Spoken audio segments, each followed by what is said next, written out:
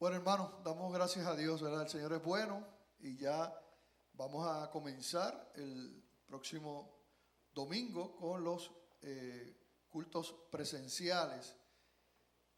Pero, ¿verdad? Eso obviamente estamos la pandemia no ha desaparecido, así que seguimos con todas las precauciones, ¿verdad? Y la seguridad que tenemos que tener con relación a la salud, ¿verdad? La distancia y todo eso, ¿verdad?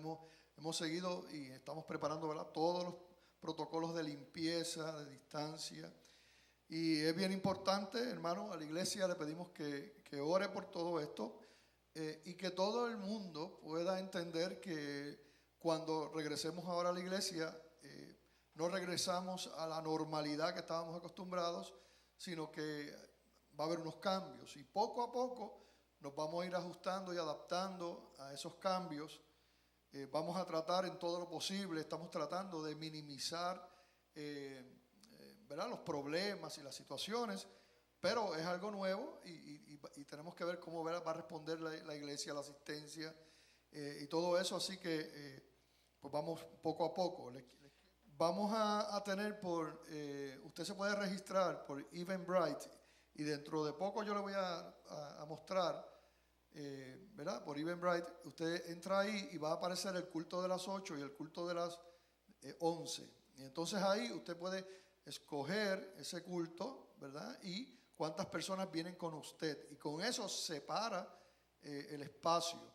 Y eso, ¿verdad? Le va a dar como si fuera un boletito en su mismo celular. Eso lo hacen todo en el celular. Y es lo mismo que nosotros vamos a escanear aquí cuando venga. Hay un límite para registrarse entonces al culto que usted venga, el de las 8 o el de las 11, ¿verdad? Por internet. Pero aparte de eso, hemos dejado también espacios para aquellos que no dominan la tecnología, ¿verdad? No pueden hacerlo con esto, pues que puedan llamar a la iglesia. 787-843-6400, usted puede llamar a la iglesia y entonces también ahí pues separa, ¿verdad? Su nombre, cuántos son, para las personas pensando en aquellos que no tienen el acceso a la tecnología o que no dominan eso. Ya sea que usted vaya directo por Eventbrite o ya sea que vaya a la iglesia y se registre, va a salir esto. Usted ve Iglesia Bautista de Glenview, esto es en eventbrite.com, que como es totalmente gratis, o sea, aquí nadie va a pagar nada para entrar a la iglesia, pues ellos proveen el servicio gratuito también para la iglesia, ¿verdad? Así que gloria a Dios por eso. Pero usted llega hasta ahí y entonces, una vez llegue ahí, tiene que darle donde dice Select a Time, abajo, lo que está anaranjado. Cuando usted le da, llega a esta página. Ahí usted selecciona cuál de los dos cultos usted, ¿verdad? Va a venir con su familia. Si es el de las 8 o el de las 11. Aquí hay un error que acabamos de ver y eso se va a corregir, ¿verdad? Así que, porque es a las 8 y a las 11. Y entonces va a llegar a esta otra página. Llega a esta página y aquí entonces usted hace la reservación. Donde a la mano derecha arriba tiene un numerito 1, ahí usted le da y escoge cuánto. Si usted es solo, pues es 1. Si usted es con su esposa o un acompañante, pues 2. Si tiene los hijos, pues 3, 4, lo que sean, usted lo pone ahí y le da abajo Register. Es bien importante que si usted se registra, recuerde que nosotros contamos con su compromiso que va a asistir. No queremos todos los esfuerzos que estamos haciendo porque no queremos que nadie se quede.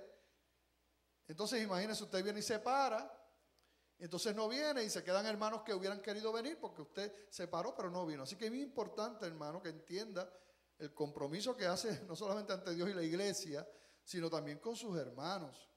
Que porque usted esté, pues a lo mejor otro no puede estar, por lo menos en lo que vamos preparando esto. También es importante, recuerdo que ¿verdad? Hemos establecido, como no va a haber cuidado de niños, no va a haber nurseries, no va a haber la iglesia del niño, no va a haber educación especial, pues se van, ¿verdad? Los que pueden entrar a la iglesia, al templo, junto con sus padres, son los niños de 7 años en adelante. Menores no. Usted llega, se estaciona, cuando tan pronto se baje del carro, tiene que tener su mascarilla. En todo tiempo. Una vez usted se baje del carro, tiene que tener la mascarilla hasta que se monte en el carro. Bueno, otra vez saludos a todos. Antes de comenzar a predicar, vamos a decir que Dios es bueno. Bueno es poco. Dios es buenísimo. Y hoy vamos a hablar de, el tema es las tinieblas y la luz. Las tinieblas y la luz. Y voy a leer en Juan capítulo 3, del verso 16 al 21, un pasaje de la Biblia bien conocido y usado, pero vamos a enfocarlo desde el tema las tinieblas y la luz. Y vamos a leer en Juan 3, del 16 al 21. Porque de tal manera amó Dios al mundo, que ha dado a su Hijo unigénito, para que todo aquel que en él cree no se pierda, mas tenga vida eterna. Porque no envió Dios a su Hijo al mundo para condenar al mundo, sino para que el mundo sea salvo por él. El que en él cree no es condenado, pero el que no cree ya ha sido condenado, porque no ha creído en el nombre del unigénito Hijo de Dios. Y esta es la condenación, que la luz vino al mundo, y los hombres amaron más las tinieblas que la luz, porque sus obras eran malas. Porque todo aquel que hace lo malo aborrece la luz y no viene a la luz, para que sus obras no sean reprendidas.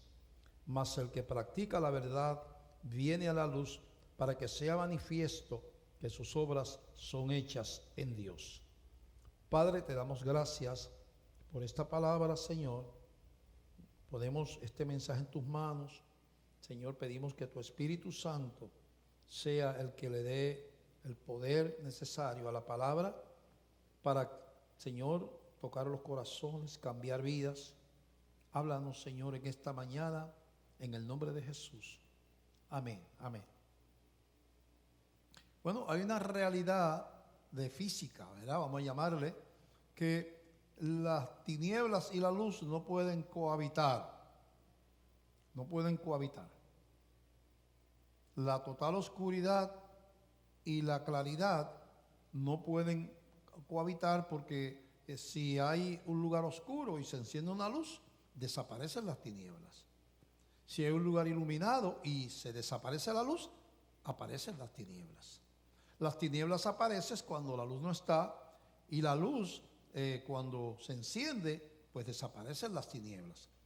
Y entonces, por lo tanto, podemos decir que son antagónicos, ¿verdad? O hay luz o hay tinieblas. No puede haber ambas cosas al mismo tiempo. Claro, sabemos que está la penumbra. Cuando hay un poquito de luz en un lugar, ¿verdad? Pues entonces no es totalmente oscuro, pero tampoco es totalmente claro. Eso también se da en el campo espiritual, donde hay contaminación con lo malo y personas que son de la luz, pues entonces permiten tinieblas, y entonces es lo que llamamos un cristiano carnal, ¿verdad? Pero las tinieblas y la luz no deben cohabitar juntos, porque son contradictorios, no se complementan, se oponen, vamos a decirlo. Y ¿cuál es la luz que Dios nos ha dado? Primero, la presencia de Jesucristo, del Espíritu Santo a la iglesia, pero se le llama la luz a la palabra de Dios. La palabra de Dios. Cuando se habla de la palabra de Dios, se habla de aquella palabra que alumbra, que ilumina, que nos muestra el camino, ¿verdad? Como los focos de un auto que van iluminando la carretera. Pues la palabra de Dios es lo que nos va señalando, es la luz que nos abre el entendimiento, nos revela el corazón de Dios, las intenciones de Dios, nos muestra qué es lo malo, qué es lo bueno, qué le agrada a Dios, qué no le agrada a Dios, qué la Biblia prohíbe, qué la Biblia exhorta a que se haga, ¿verdad? Así que eso, la tarea de la palabra de luz es revelar a Dios, revelar a Cristo, ¿verdad? Revelar los planes de Dios. Ahora, los verdaderos siervos de Dios, cuando usted escoge caminar en la luz, como por ejemplo, como predicador, usted escoge, si usted escoge ser un pastor, usted escogió ser un proclamador de la luz de Cristo, que es la palabra. Usted escogió ser un predicador, un comunicador de una verdad, que es la luz, que es esa palabra de Dios. Entonces, si usted es un hombre de Dios, no adultera la palabra, no la adapta a cambios sociales, no la adapta a movimientos del mundo, a filosofías, a presiones, no lo cambia de acuerdo a leyes terrenales. Usted, si es un verdadero hombre de Dios, usted ha entendido que la palabra de Dios, como viene de Dios, es soberana. Esa es la clase número 1 que usted debe de coger, de tomar, si decide entrar al ministerio, es: la palabra de Dios es soberana, revela la voluntad de Dios, y yo como proclamador de esa palabra no tengo la autoridad ni el derecho a cambiarla o a esconderla.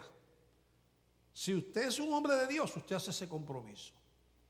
Usted dice: se me entregó un tesoro, Dios confió en mí, me puso a ser heraldo, proclamador de una verdad que sale del corazón de Dios. Esa es la palabra. Y entonces usted, como si se ve como un siervo que está bajo la autoridad de ese Dios, entonces usted dice: bueno, si eso es verdad, entonces no tengo derecho a cambiar la palabra. ¿Sabe qué ha pasado? Que entonces algunos grupos declaran, cristianos, denominaciones, que la palabra de Dios no es totalmente inspirada, porque es que ya se han ido de la palabra, ya se han salido de la palabra, y empiezan a quitarle autoridad a la palabra para justificar sus desvaríos. Lo que pasa es que en aquellos tiempos pues se pensaba de otra manera, pero los tiempos han cambiado, ¿verdad? Y entonces pues eso viene de la cultura hebrea, o viene de la cultura del primer siglo del cristianismo, pero los tiempos han cambiado, ¿verdad? Y entonces, si se hubiera escrito ahora, no diría eso que dice. ¿Sabe qué están buscando? Un hueco por donde escapar, una manera de salirse de la palabra. Los verdaderos siervos de Dios no adulteran la palabra ni por conveniencia, porque también se hace por conveniencia, donde uno busca versículos por aquí y por allá para motivar a que la gente dé mucho dinero y verá, y se hace todo un evangelio nuevo que es mentiroso, engañador, para enriquecer a predicadores, ¿verdad? Y entonces la idea es que si tú siembras, entonces, el sembrar no es para el reino, el sembrar es para que Dios te dé. Convertimos la gloriosa experiencia de ofrendar a Dios por amor, la convertimos en invertir, como se invierte en acciones en las casas de corretaje. Dios es una casa de inversiones donde yo doy para que Él me dé más. O sea, yo le doy no por Él, no por su honra, no por su naturaleza, no por el honor que Él se merece, no por agradecimiento. Yo le doy por interés. Y todo un ministerio. Fíjate cómo se puede adulterar la palabra, ¿verdad? Pero los verdaderos hombres de Dios, ni por conveniencia, ni por temor, porque a veces es por temor. Esto me puede perjudicar, al gobierno no le gusta, esta ley pues que está en contra de esto, pues ahora me pone presión, me puede causar problemas, ¿verdad? Por temor, por conveniencia, por temor o por presión social. La prensa ya está condenando esto, esta actitud, esta predicación de la iglesia. La prensa nos está llamando fanáticos, religiosos, intolerantes, que no tenemos amor, y voy a perder aceptación, o me puede traer problemas. Entonces, por presión social, determina lo que yo creo, los artistas, la prensa, la academia, y no la palabra de Dios. Termino entonces siendo seguidor de filosofías de hombres y abandonando la palabra de Dios. En 2 de Corintios, capítulo 4, del verso 1 al 6, dice así: escribe el apóstol Pablo, por lo cual, teniendo nosotros este ministerio, según la misericordia que hemos recibido, no desmayamos. Antes bien, renunciamos a lo oculto y vergonzoso, no andando con astucia ni adulterando la palabra de Dios, sino por la manifestación de la verdad, recomendándonos a toda conciencia humana delante de Dios. No adulteramos la palabra. Pero si nuestro evangelio está encubierto, está aún encubierto, entre los que se pierden está encubierto. Hay una gente que no lo ve, que no lo captan, que no lo entienden, pero es en los que se pierden, es en los que no son tocados por el Espíritu Santo. El evangelio tiene como propósito dos cosas: salva y condena. El que en él cree, que en esa palabra, no es condenado. El que no cree ya ha sido condenado porque no ha creído en el nombre del unigénito Hijo de Dios. Tiene dos propósitos. Al que eso es como, Cristo es como una roca que de tropiezo, y la palabra como roca de tropiezo. El que encuentra el tropezadero se cae. No lo entiende, no lo acepta. El que es quebrantado y dice: Señor, verdad, tú tienes razón, soy pecador, pero yo quiero estar contigo, yo te amo, yo te pido perdón, ese se levanta. Pero sirve para las dos cosas, ¿verdad? Pero si nuestro evangelio está aún encubierto, entre los que se pierden está encubierto, en los cuales el Dios de este siglo, ¿quién es el Dios de este siglo? Satanás. El Dios de este siglo cegó el entendimiento de los incrédulos para que no les resplandezca la luz del evangelio de la gloria de Cristo, el cual es la imagen de Dios. Así que hay una obra satánica, que es el príncipe de este mundo, se le llama, de cegar el entendimiento, y a menos que el Espíritu Santo quite esa venda, entonces no le va a resplandecer la luz del evangelio de la gloria de Dios. Porque no nos predicamos a nosotros mismos, sino a Jesucristo como Señor, y a nosotros como vuestros siervos por amor de Jesús. Porque Dios, que mandó que de las tinieblas resplandeciese la luz, es el que resplandeció en nuestros corazones para iluminación del conocimiento de la gloria de Dios en la faz de Jesucristo. Así que la palabra es esa lumbrera, esa luz que nos viene, ese destello de entendimiento. Los que hemos, ¿verdad?, hemos respondido al llamado de Dios, estábamos igual que toda la raza humana, ciegos. Todos somos pecadores. En el caso mío no me importaban las cosas. Yo no me crié en una familia que fuera a la iglesia ni nada de eso. En una vida de disipación, de bohemia, de un montón de cosas. Y si yo ponía, buscando en el radio, cambiaba una emisora y salía algo de cristianismo, no, si iba a decir aleluya cuando iba por la ley, ya yo lo había cambiado. El aleluya yo no lo oía. Porque yo no quería saber de eso. Y ya llevo 44 años predicando la palabra de Dios, porque la luz del evangelio resplandeció en mi vida hace muchísimo tiempo ya. Entonces que eso es un privilegio que Dios le da, es una bendición que Dios le da. O sea, usted como cristiano fue separado de la multitud, que estaba igual que los demás, era hijo de ira, lo mismo que los demás, separado por la bondad y la misericordia de Dios, y la luz del evangelio lo alumbró y usted entendió. Dios preparó su corazón para que entendiera, ¿verdad?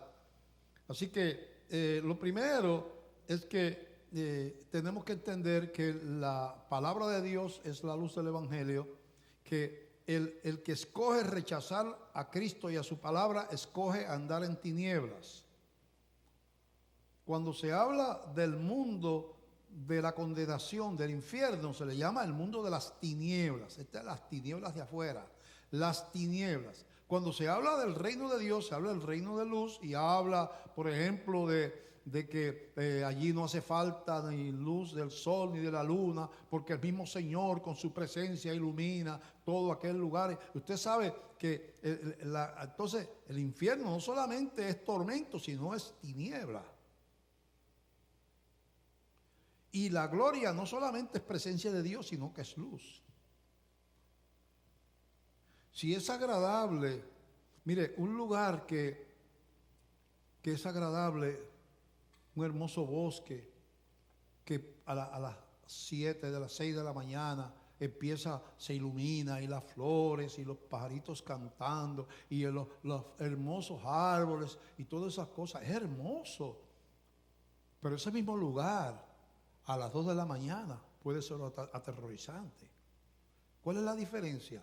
A las 7 de la mañana la luz hizo el lugar hermoso. A las 2 de la noche, metido usted en ese bosque, en esa selva, es aterrorizante. Y va a ser aterrorizante por una eternidad vivir en las tinieblas. Y va a ser bendición por una eternidad vivir bajo la luz de Dios. Entonces, es un mal negocio ser un incrédulo. Hablando como habla la gente en la calle. Si usted decide, usted es de los que no cree, y yo le tengo lástima. Usted puede ser 7 doctorados, se cree que es un genio porque a lo mejor es ateo, se burla de la iglesia. Usted piensa, oh, yo no soy como esos ignorantes cristianos. ¿Sabe que yo le tengo pena? Porque usted no solo camina en tinieblas, sino que caminará en tinieblas, a menos que Dios lo toque. Usted caminará en tinieblas por los próximos 1.000 millones de años. No estoy hablando de 50, 30, estoy hablando de una eternidad. Entonces, hay que entender eso. Hay cosas que le molestan a los enemigos de la luz. Hay cosas que le molestan. Y una de ellas es la naturaleza de Cristo. La naturaleza de Jesús le molesta.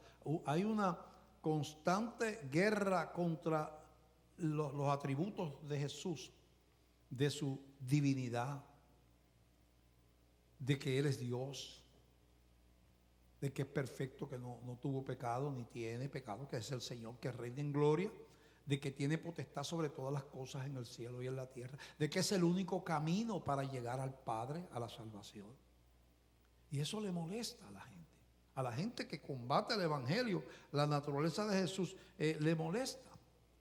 Porque es que una de las maneras que tiene Satanás de tratar de combatir la predicación del Evangelio es desvirtuando a la persona de Jesús. Si yo le quito a Jesús su divinidad y lo hago un hombre, mira, un hombre tremendo, a veces son astutos. No ha venido nadie como Jesús, hombre compasivo, ese era un hombre justo, ese hombre vino a reformar el mundo. Lo hacen un Gandhi glorificado, o un Martin Luther King glorificado, o un yo no sé quién, usted se imagina por ahí de esos héroes del mundo que tiene por ahí seculares. Lo hacen, es el mejor de todos Jesús, pero no dicen que es el Hijo de Dios.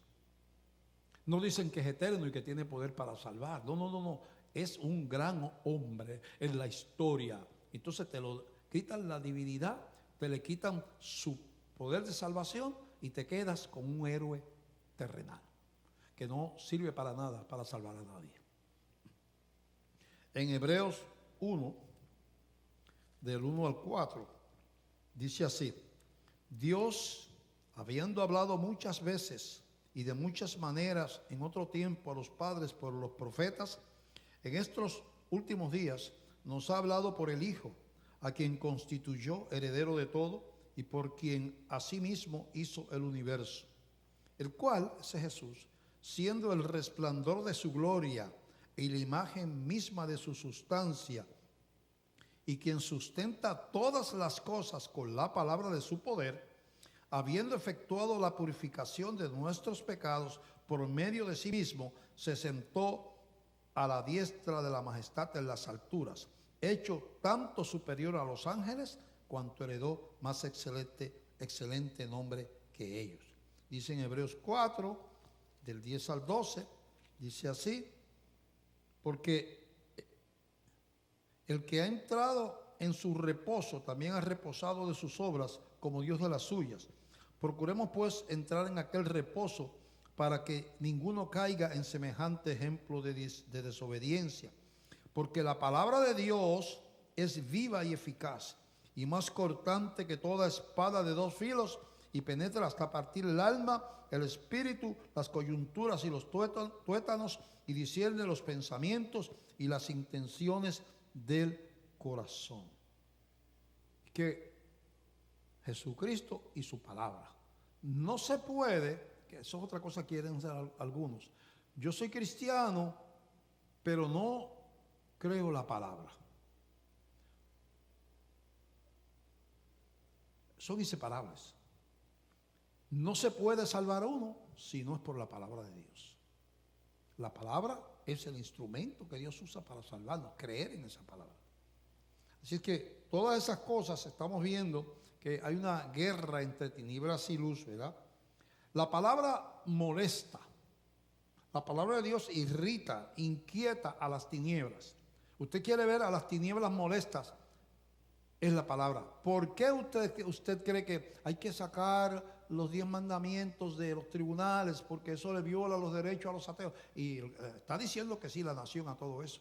No se puede orar los estudiantes en las escuelas porque le viola los derechos a los ateos. Todo el tiempo defendiendo los derechos de los que no creen.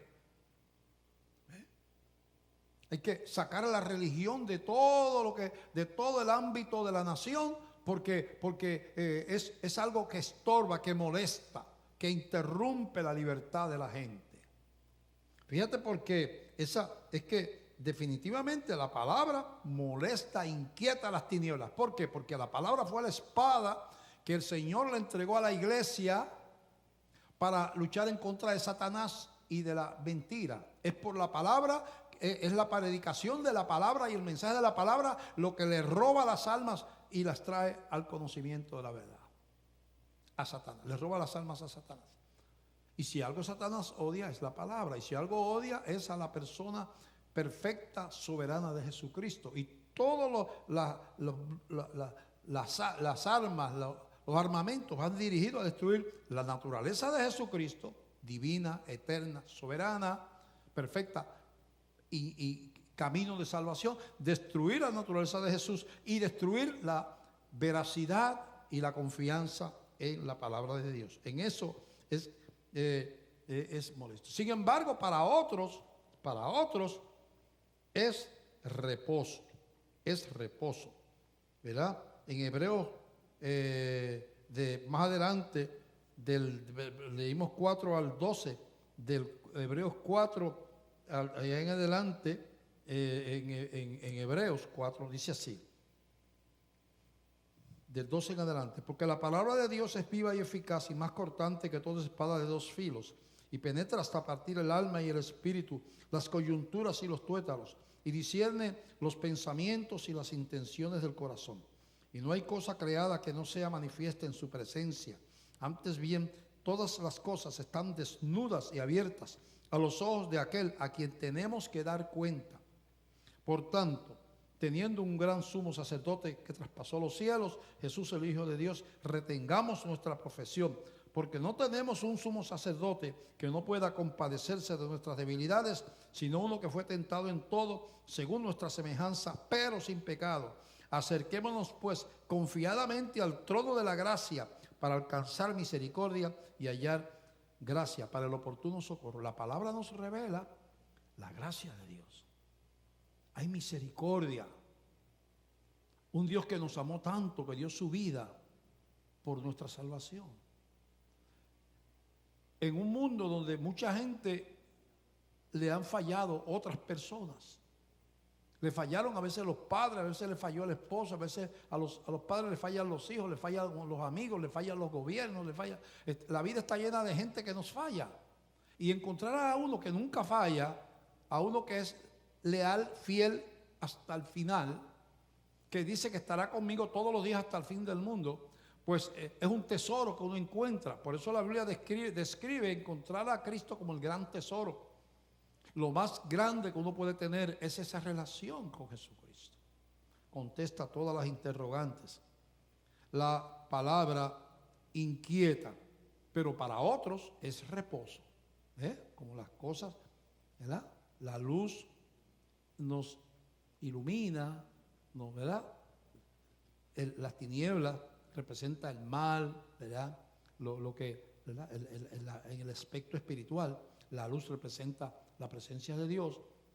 pues también nosotros descubrimos que cuando por la palabra descubrimos ese amor, esa misericordia, uno se pregunta, pero que yo, Señor, que tú me vas a recibir a mí con todo lo que yo he hecho, que tú me perdonas, Señor, con todo lo que yo hice, cómo ha sido mi vida, Señor, pero es que yo no merezco que tú me ames, yo merezco el infierno, y es verdad, eso está diciendo una verdad, todos merecemos el infierno. Yo merezco el infierno, pero yo te amo. Dame tu corazón, dame tu vida. Por eso es que te he puesto esa inquietud en el corazón, esa sed que tú tienes, esa avidez o ese deseo de buscar de Dios. Eso lo puse yo ahí también. Entonces vemos que hay una guerra entre tinieblas y luz constantemente. Constantemente. Ahora, ¿qué es lo que quiere el mundo de las tinieblas? ¿Qué quiere? Primero, ellos quieren y dicen, mira lo que, no trastornes nuestro mundo con la palabra de Dios. Por eso es que la quieren sacar de todas partes. Porque si llega a la escuela, hay estudiantes que van a ser tocados. Si llega a la fábrica, hay gente que va a ser tocada. Si llega al gobierno, hay gente que va a ser tocada. Y Satanás dice, vamos a quitar la palabra. Él no sabe que los elegidos, Dios los va a buscar la manera como quiera que sea. Pero está tratando de quitar la palabra de Dios de todas partes. De todas partes. Y está diciendo, me trastornas mi mundo con la palabra de Dios. Cuando tú le llamas pecado a esto estilo de vida que yo llevo, me inquieta y me hace sentir mal. Estás trastornando mi mundo de pecado con esa predicación tuya. No hables de eso. Es mi vida. Entonces viene el movimiento de derechos civiles y de esas cosas. Es mi vida, no te metas en mi vida, ¿verdad? Una vez se puso de moda, decían, no te metas en mi cama. Para poder hacer cuantas cosas querían hacer en la cama, en contra de la palabra, decían, no te metas en mi cama. Es que cuando tú predicas que esa conducta sexual es pecado, te estás metiendo en la cama. Y Él no quiere que tú te le metas en la cama. Él quiere hacer lo que le da la gana y la palabra le inquieta. Entonces, lo que dice la sociedad, el mundo de las tinieblas, y lo que le está diciendo a la iglesia y que está tratando de convencer a los gobiernos de que mande a callar a la iglesia, está diciendo, no trastornes mi mundo con tu palabra. Eso le molesta primero. Y eso implica, no llames, lo segundo que le molesta, no llames pecado a lo que hacemos. El pecado es una interpretación subjetiva. Eso es lo que quieren que lleguemos. Es pecado para ti, pero para mí no, porque ahí viene el egocentrismo, ¿verdad? Un tipo de religión, vamos a llamarle antropocéntrica, centrada en el hombre. Es mi vida, es mi cuerpo, son mis derechos. Cuando tú le llamas pecado a lo que yo hago, estás violando mis derechos. Cállate la boca. Vete a decir gloria a Dios, aleluya en la iglesia. Y tienes reuniones, te encierras allí. No me molesta que te encierres allí, pero no contamines al mundo. Ellos dicen contamine con la predicación de la palabra, porque nos sentimos mal cuando tú dices que lo que hacemos es pecado. Cállate la boca.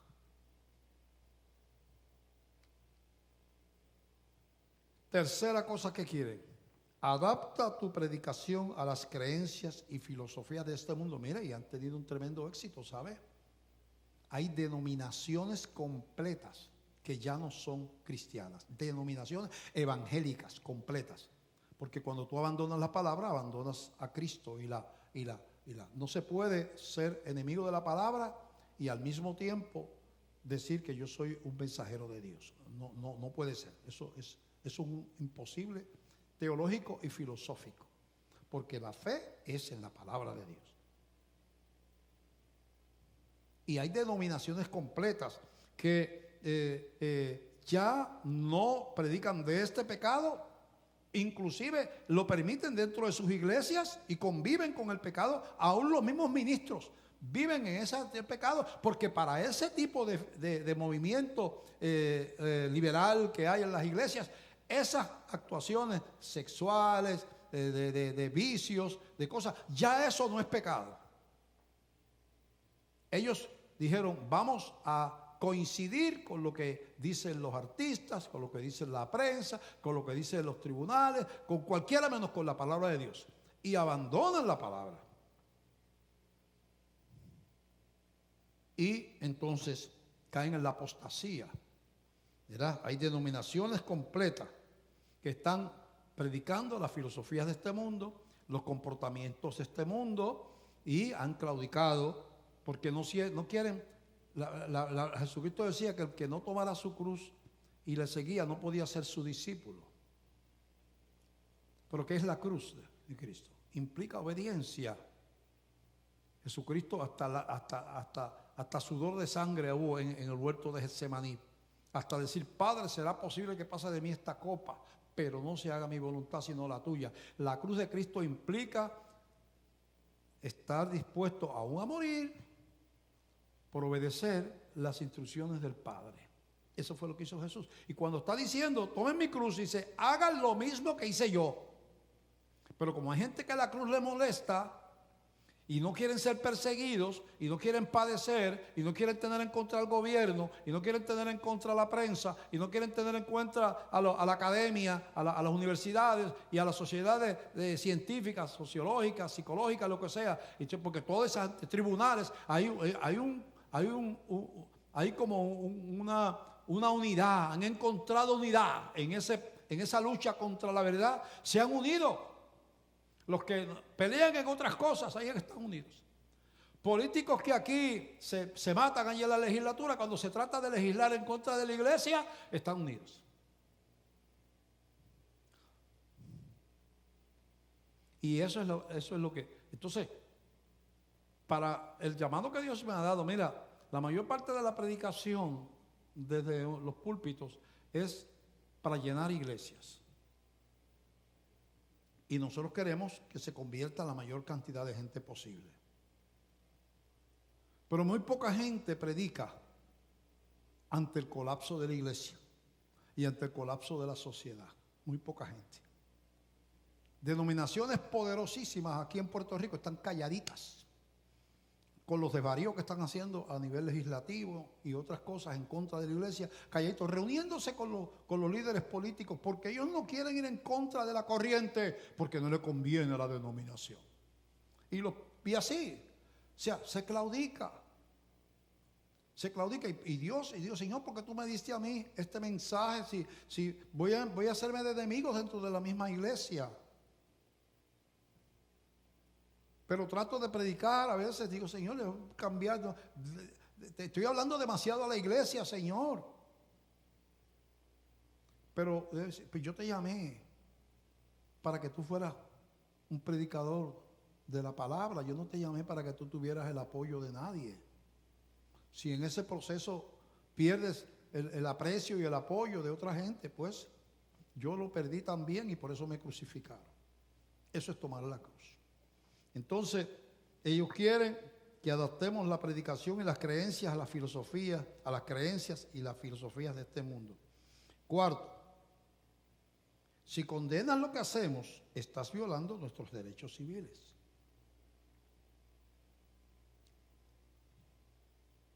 Derechos civiles, que es un invento humano, ¿no? Porque está fundado surge la era de la Ilustración en Francia, movimiento de la era de la Ilustración, que es la promotora, esos sabios, Rousseau, Montesquieu, Voltaire, Molière, Diderot y unos cuantos más, fueron los promotores de la revolución.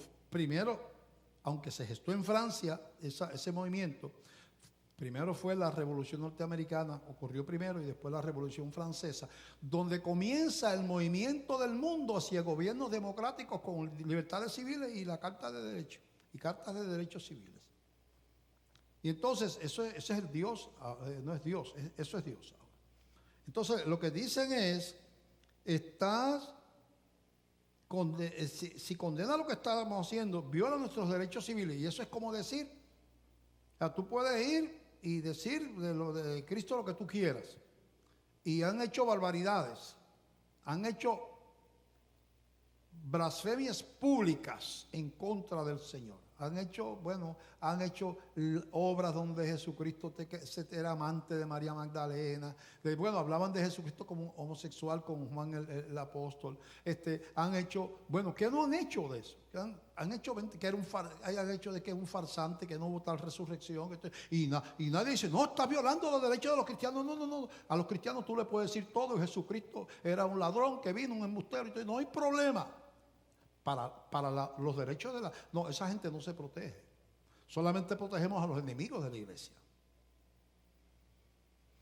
Entonces, me estás violando los derechos civiles. Y hay gente, bajo esa premisa, ese montón de leyes que se están promoviendo en contra de los principios cristianos. Así que, otro axioma más de los que viven en tinieblas. El gobierno y los tribunales son árbitros de la moral.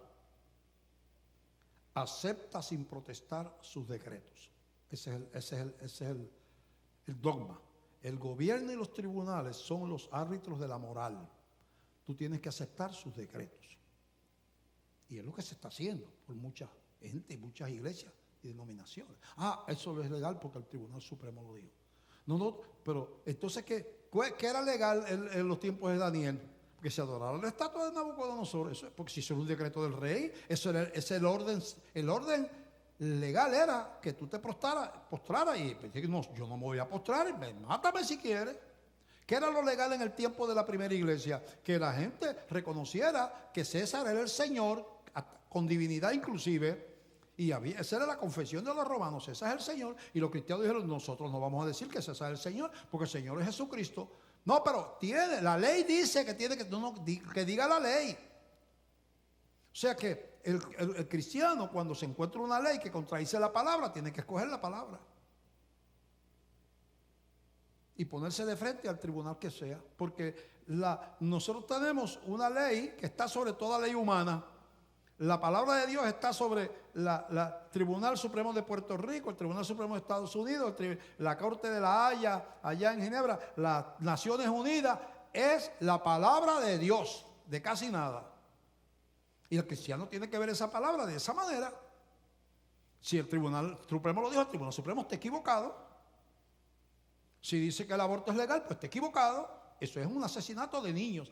Pero que está equivocado. Que los derechos de la mujer, claro, ahora, porque según los liberales, el niño no es niño hasta que nace. Qué bueno. Yo primero practico un pecado y después lo arreglo para que deje de ser pecado. Eso es lo que hace. Y meto a una persona presa por robarse o comerse un huevo de carey, de tortuga de mar, que tampoco había nacido, y a las multas aquí son altísimas por tomar un huevo de carey que no había nacido. Guarda los derechos de los huevos de carey, pero los niñitos no, porque los matamos y después vendemos las partes. Tenemos una tienda de piezas, eso hacen con los niños que abortan.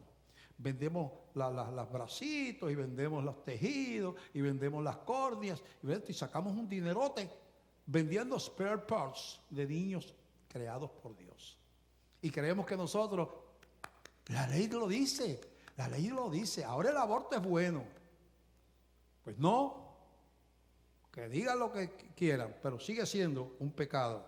Así que otro axioma de los inconversos y de los de las tinieblas. La lealtad a los partidos políticos está sobre la lealtad a Dios y a su palabra. Que mucho cristiano hay en eso, Dios mío. Hay mucho cristiano en eso. Aquí en Puerto Rico está la partidocracia. Aquí el gobierno se ha repartido históricamente en dos. Antes eran liberales, republicanos, y después republicanos y populares. Después los republicanos se convirtieron en PNP y los populares se quedaron como populares. Y la gente se hizo del rollo, como decían, popular del rollo, PNP del rollo. Postulan a Judas, a Herodes y a Caifás, y yo voto por ellos porque son de mi partido. Y yo, después que sea de mi partido, no importa lo que apruebe, no importa si es enemigo de la iglesia, no importa si es anticristiano, yo voy a votar por él. Y entonces usan este argumento. Bueno, porque es que a mí no me gusta perder. Yo no voto por partidos cristianos porque no va a ganar. Pues tú estás perdiendo. Cuando tú votas por gente enemiga del evangelio, tú estás perdiendo. No, pero salir electo, es que ganar, salir electo no es ganar. Los cristianos del primer siglo nunca salieron electos a nada. Murieron, pero hicieron lo correcto. Obedecieron. Así que esa otra estrategia de las tinieblas, el partidismo irracional. Digo irracional porque eso es lo que es, irracional. Partidismo irracional. Hay una advertencia a los cristianos en Efesios capítulo 5, que vamos a hacer del verso 1 al 5. Dice así Efesios 5, del 1 al 5. Sed pues imitadores de Dios como hijos amados, y andad en amor como también Cristo nos amó. Y ahora vamos a hablar de otra cosa. Podemos ser estrictos ahí predicando la palabra, pero tenemos que tener cuidado, porque la verdad y el legalismo no es lo mismo. Hay que amar a la gente. No se trata mal a nadie, no importa el pecado que tenga. A la iglesia llega el borracho y se trata y se respeta, y llegó el homosexual y se trata y se respeta, y llegó el que vende drogas y se trata y se respeta, y llegó el adulto y se trata y se respeta. Se le predica la verdad, pero con amor. Y si tiene hambre se le da de comer. Y si está en la calle tirado, se recoge y se lleva al hospital. Porque ese es el corazón de los cristianos. Nosotros no estamos hablando de un cristianismo de ese que ¿verdad? Que anda cortando cabezas por ahí. No estoy de acuerdo contigo, pero no te voy a ofender. No, le voy a llamar pecado. Yo no puedo cambiar la palabra, pero no te voy a maltratar, no te voy a usar términos peyorativos en contra tuya, no te voy a ofender tu dignidad como ser humano. Aunque estés en el pecado de que estés, tú tienes una dignidad como ser humano que yo voy a respetar. Y dice en Efesios 5, del 1 al 15, largo: sed pues imitadores de Dios como hijos amados, y andad en amor, como también Cristo nos amó y se entregó a sí mismo por nosotros, ofrenda y sacrificio a Dios en olor fragante. Pero fornicación y toda inmundicia o avaricia ni aun se nombre entre vosotros como conviene a santos, ni palabras deshonestas, ni necedades, ni truhanerías, que no convienen, sino antes bien con acciones de gracia. Le está hablando a los que están adentro, a los que estamos acá. No estamos señalando para afuera, porque a veces uno como se le olvida el codo, que uno tiene codo, pues también hay que hacerlo así, ¿verdad? Hay cosas en que tenemos que cambiar en nuestra vida, ser humilde. Porque sabéis esto, que ningún fornicario, inmundo o avaro que es idólatra tiene herencia en el reino de Cristo y de Dios. Nadie os engañe con palabras vanas, porque por estas cosas viene la ira de Dios sobre los hijos de desobediencia. No seáis pues partícipes con ellos, porque en otro tiempo erais tinieblas. Les dice a los cristianos: ustedes antes eran tinieblas, mas ahora sois luz en el Señor. Andad como hijos de luz. Ahora está hablando a la iglesia, no está hablando a los de afuera. ¿Tú eres cristiano? Pues entonces hay un fruto en tu vida, ¿verdad? De cristiano. Porque el fruto del Espíritu es en toda bondad, justicia y verdad, comprobando lo que es agradable al Señor. Y no participéis en las obras infructuosas de las tinieblas, sino más bien reprenderlas. El cristiano sabe lo que es contaminación. Si no lo sabe, lo tiene que aprender. Hay cristianos que son cristianos bipolares. tan santitos aquí, cuando se van de aquí, van para allá, a la vida civil, como llamado, a la calle, se transforman. Y son igual que todo el mundo y hacen chistes colorados de mal subido de tono y a veces hasta dicen malas palabras y son el escándalo del barrio peleando en la familia y a veces tienen hasta vicio y a veces tienen relaciones de fornicación o adulterio. Entonces siguen viniendo a la iglesia, entonces crean un comportamiento donde mi cristianismo es ritual, es hipócrita. Y eso es lo que está diciendo aquí, ¿verdad? Dice, versículo 12, porque vergonzoso es aún hablar de lo que ellos hacen en secreto, mas todas las cosas cuando son puestas en evidencia por la luz, son hechas manifiestas, porque la luz es lo que manifiesta todo. ¿Qué es la luz? La palabra. Por lo cual dice, despiértate tú que duermes y levántate de los muertos y te alumbrará Cristo. Mirad pues con diligencia como andéis, no como necios, sino como sabios. Ahora estamos predicando a la iglesia. Tú eres heraldo de Dios. Entonces, tienes el reto, ¿verdad?, de vivir como heraldo de Dios. En 1 Corintios capítulo 13, en un versículo tan conocido, nos habla de que no importa las cosas religiosas que yo haga, si yo pierdo el amor en el proceso, pues ya yo estoy en desobediencia. Dice aquí, si yo hablase lenguas humanas y angélicas y no tengo amor, vengo a ser como metal que resuena o címbalo que retiñe. Y si tuviese profecía y entendiese todos los misterios y toda ciencia, y si tuviese toda la fe de tal manera que trasladase los montes y no tengo amor, nada soy. Y si repartiese todos mis bienes para dar de comer a los pobres, y si entregase mi cuerpo para ser quemado y no tengo amor, de nada me sirve. Voy a leer hasta ahí nada más. Sí, le sigue. Está diciendo que tu religión sin amor es vacía. Así que cuando yo veo a ese adicto a drogas pidiendo en la esquina o tirado en una esquina al borracho, yo puedo, mira ese pecador, ese diablo se lo va a llevar ese. O yo puedo ver si puedo hacer algo por él. Puedo orar por él con compasión. Señor, mira cómo está apresado en ese vicio. Señor, se está destruyendo. Señor, ¿cuánto debe estar sufriendo la mamá de ese muchacho? Dios mío, pon tu mano. Y si te está sangrando, ¿qué te pasó? Que me caí. Vamos a llamar al 911. O sea, como buen samaritano. Porque tú tienes que tener fruto de amor. Fruto de amor. Criticar es fácil, pero si tú criticas y no amas, entonces tú eres como medio fariseo. Y eso no le agrada al Señor. Así que hay que amar a la gente, predicar la palabra sin ser legalista y duro. Y eso es una asignación bien en Hebreos capítulo 4. Vamos a ver el ejemplo de Jesús, como Jesús lo hacía. Verso capítulo 4 del 14 al 16. Dice, por tanto, teniendo un gran sumo sacerdote que traspasó los cielos, Jesús el Hijo de Dios, retengamos nuestra profesión. Porque no tenemos un sumo sacerdote que no pueda compadecerse de nuestras debilidades, sino uno que fue tentado en todo, según nuestra semejanza, pero sin pecado. Acerquémonos pues confiadamente al trono de la gracia, para alcanzar misericordia y hallar gracia para el oportuno socorro.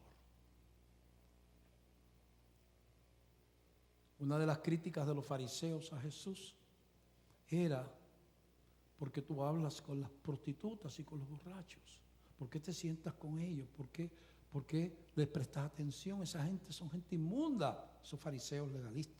Esa gente inmunda. ¿Por qué esa gente, los cobradores de impuestos, que los hebreos los veían como ladrones que servían al imperio romano, que era el que los tenía allí pisoteados? Y casi no consideraban a nadie más cobrador que un publicano, como le llamaban ellos a los empleados públicos. Pero Jesús tenía conexión y lo buscaban. Y la mujer de que adulteró vio a Jesús y parece que sabía quién era, ¿verdad? O vio sus ojos o vio algo, porque corrió y se refugió a los pies de Jesucristo y había adulterado. Y estaban los hombres, según la tradición en la ley hebrea, dispuestos a matarla a pedradas. Y Jesús entonces los miró. Fue mirando.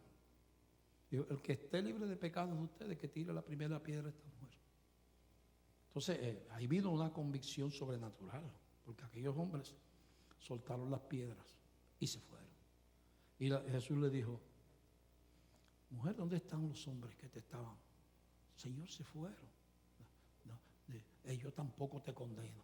Pero ahí lo deja mucha gente. Le dice: vete y no peques más. Fíjate, la amó, pero le dijo que lo que había hecho estaba mal. Vete y no peques más. Yo te perdono, pero no sigas haciendo eso. Como hace con nosotros todo lo que estamos sirviendo al Señor.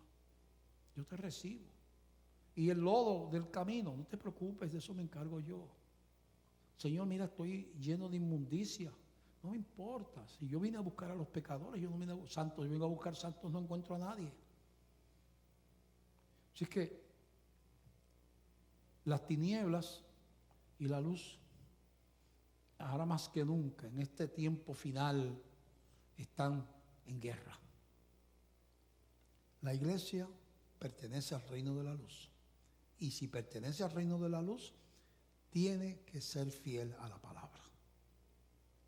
Y predicarla, le guste a los artistas, le guste a la prensa, le guste al gobierno, le guste al colegio de abogados, le guste a yo no sé quién. Es la palabra de Dios y mi compromiso es con Dios y su palabra.